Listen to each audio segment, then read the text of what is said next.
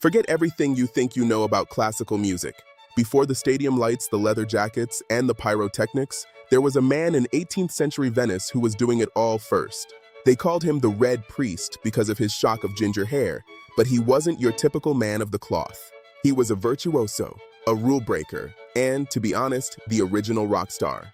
While the rest of the world was playing it safe, Antonio Vivaldi was busy inventing shredding. Today, we're peeling back the mask to reveal the secret life of the man who turned the violin into a weapon of mass entertainment. To understand Vivaldi, you have to understand Venice. In the 1700s, this wasn't just a city of canals. It was the Las Vegas of Europe. It was a place of gambling, costumes, and a desperate thirst for spectacle. Vivaldi didn't just write music for these people, he gave them a show.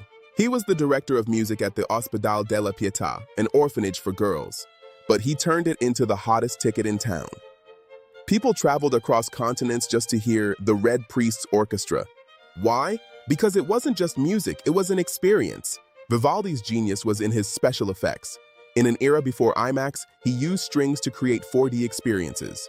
When you listen to the Four Seasons, you aren't just hearing notes. You're hearing barking dogs, buzzing flies, and the sounds of nature, shattering ice, and violent summer storms. He was the first composer to realize that if you give the audience a story they can feel, you own them. But it was his physical presence that truly shook the room. Contemporary accounts describe Vivaldi on stage as a man possessed.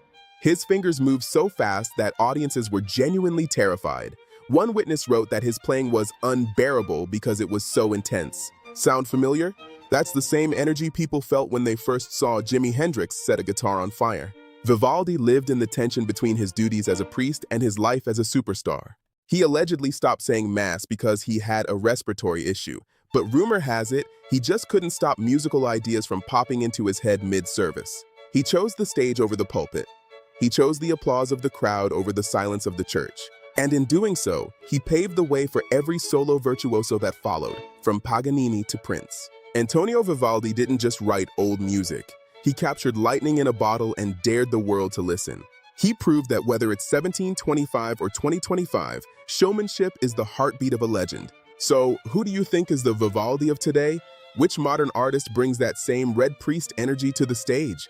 Let me know in the comments. And if you want to keep reviving the greatest stories in history, hit that subscribe button for more Retro Reel Revival.